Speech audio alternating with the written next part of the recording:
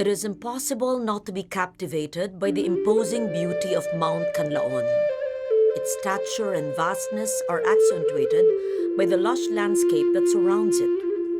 A sense of romance and mysticism also enfolds the mountain, sustained by the legends that were born out of its magnificence. Standing majestic at 2,435 meters, this active volcano is the tallest peak, not just on the island of Negros, but all over the Visayas.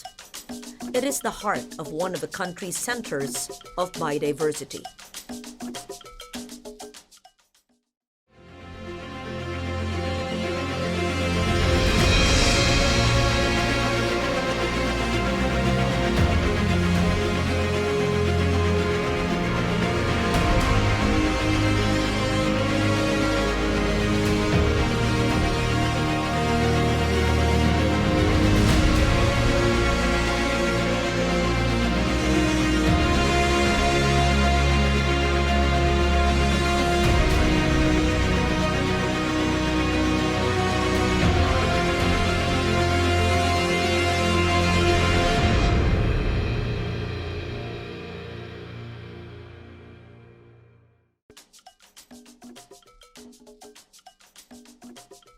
While the volcano is undoubtedly the centerpiece of the island's natural attractions, its surroundings are integral to the area's ecosystem. Over decades, thousands of mountaineers and explorers have come to discover the wonders of the Mount Kanlaon Natural Park, either to commune with nature or study the wildlife found in its pristine forests and watercourses. The 24,388-hectare park is located in the heart of Negros Island. Straggling Negros Occidental and Negros Oriental provinces and encompassing the cities of Bago, La Carlota, San Carlos, and Kanlaon, as well as the municipalities of Murcia, La Castellana. The park serves as a vital watershed that feeds into many rivers and streams of the island, which in turn provides sufficient water supply to lowland communities for domestic, agricultural, and commercial consumption. This is one of the protected areas in Negros Occidental, of which ito yung protected area na has been declared as a national park. And mayroon siyang sariling law, yung RA 9154, that was acted in 2001, declaring that area as a protected area under the category of natural park.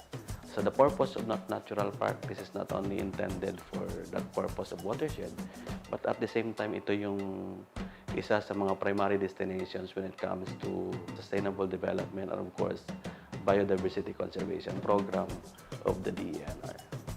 MKNP is home to various flora and fauna, endemic species. Makita natin na intact pa yung forest cover, a portion of that protected area that serves as the watershed. At the same time, ito yung mga habitat na mayroon tayong mga different species of fauna. Dito sa Mount Kanlaon, ito yung makikita natin yung Philippine Dipterocarp Forest. Yung white lawaan, red lawaan, tanggili, almasiga, bagtikan, at marami pa ibang mga Dipterocarp species. In terms naman sa fauna, yung the bleeding heart pigeon ng Western Visayas ay dito lang makikita sa Mount Kanlaon. Yung Tarik-tik hornbill, may dito rin kami. Yung mga ibang mga bird species. Almost 159 species of birds ang makikita dito sa Mount Kanlaon. And almost 179 species of fauna ang nandito. The variety of wildlife in the park, some are rare and considered threatened species, undoubtedly attracts visitors to the area. Ecotourism is gaining momentum at Mount Kanlaon Natural Park. Local and foreign adventure tourists journey to Negros for its renowned trekking destinations. The trails offer diverse natural attractions, including agricultural land, rainforest, waterfalls, lagoons, and rock formations near the volcano crater. Although the bounties of Mount Kanlaon Natural Park offer opportunities, there are also threats to its rich ecosystem. Natural hazards such as the imminent yet unpredictable eruption of the volcano and even typhoons are beyond anyone's control. Human activities also pose long-term adverse effects. Habitation or incursion in the protected area should also be checked.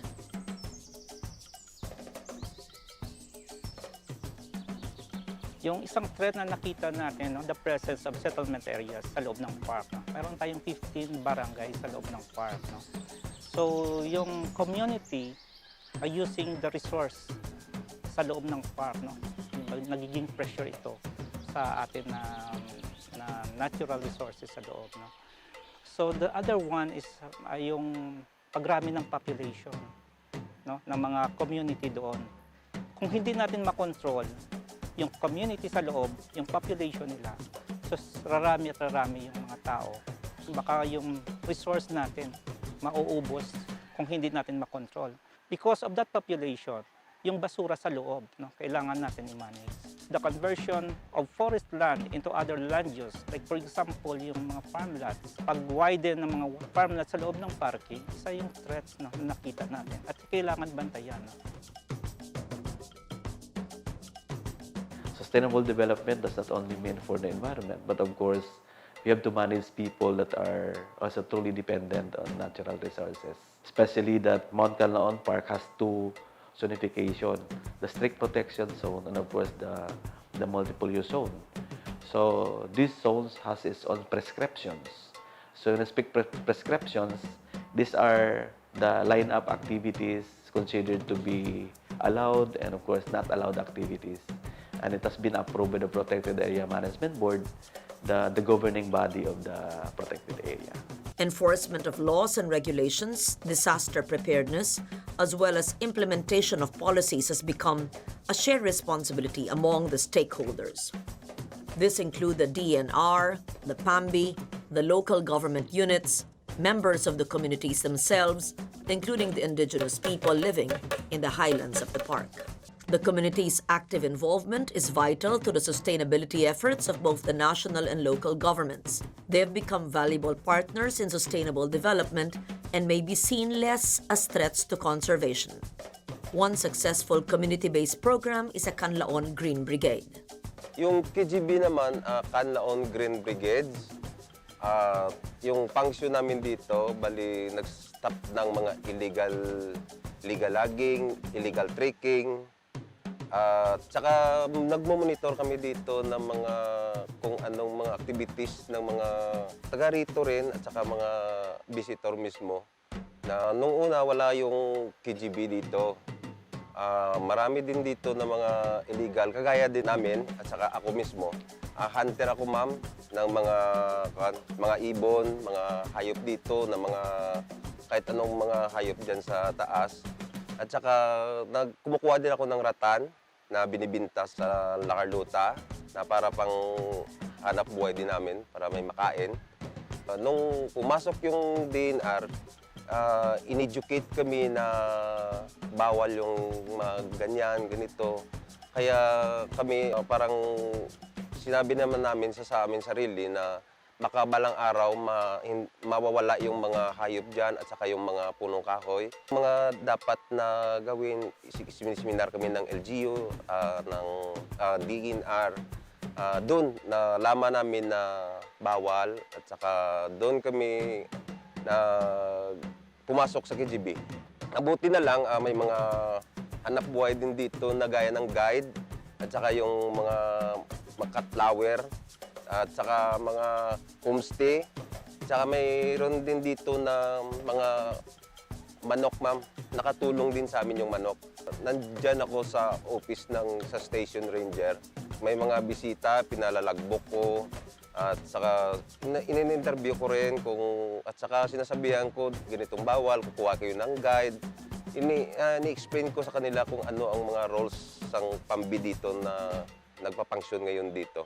Working with people's organizations is also an effective way to educate the locals and encourage them to participate in environmental programs. Asosasyon namin, ang Amnig sa Kinayaan Organization, part sa component sa aming ng program is we have protection and law enforcement with coordinated sa ating Office of the PASO. So we are volunteers, we have no salary because of our objective ng asosasyon namin is to help, contribute, protect Mount Kanlaon from destruction. Sa ngayon, 36 ka-member ang Kanlaon Green Brigade. Kahit paano, iniisip lang namin sa level namin kung paano kami makatulong. Nag-award din sa amin ng project ng National Greening Program para rin in return maka-income rin ang mga member ko mismo dito na nakatira. Tapos mas kansa kasi mas effective sa kasi kung community based kasi alam mo lahat ang nangyayari sa paligid. So madali lang namin ma-monitor kung meron talagang may illegal nga nangyari sa loob. The park's participatory development includes respecting the rights of its original inhabitants, called the Bukidnon. These indigenous people have called the mountain their home for centuries, and their traditional knowledge on nature has sustained them for many years. Yun sa mga puno at mga bulaklak ng mga makikita natin ito sa bundok na to ng Mount Kanlaon ay may connection sa aming buhay. Kasi yung sa aming sariling pagtingin po ay yung mga bulaklak na bumubukadkad siya parang may masama na panahon na naparating. Meron kaming mga gamot na nanggaling sa mga puno at sa vine na ito na makikita lang natin yun sa bundok ng Mount Kanlaon. Various programs of the national government, such as the National Greening Program, engage them in reforestation while providing alternative livelihood opportunities. While they appreciate these efforts, the Bukidnon also appeal for the continued prohibition of industries in the protected area. Yun lang ang paliwanag namin sa lahat na ahensya ng gobyerno na hindi po pwede pumapasok ang kahit sino man na mga kompanya para magmimina. Kaya lahat yung mga puno, lahat yung mga halaman ay mahalaga para sa aming kabuhayan. There is a strong spiritual connection between the people and Mount Kanlaon, a silent, unifying force that pushes them to bravely explore and uncover its beauty, while ensuring the protection and sustainable development of its bounty for future generations.